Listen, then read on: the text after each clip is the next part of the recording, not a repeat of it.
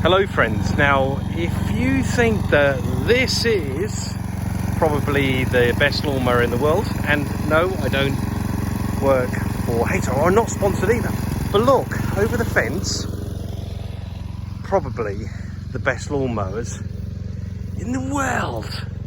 They're busy at work.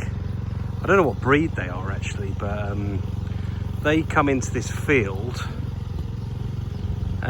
fairly regularly, and they're quite friendly little things.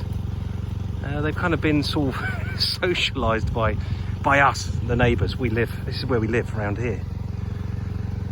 So anyway, yeah, the fence is down there to someone's garden, so they go in for a little bit of fun. But yeah, they look after this patch of ground. They look after this grass. There's a couple of little young fellas over there as well, or lasses, who knows. So there we go, probably the greatest lawnmowers in the world, and they're friendly too.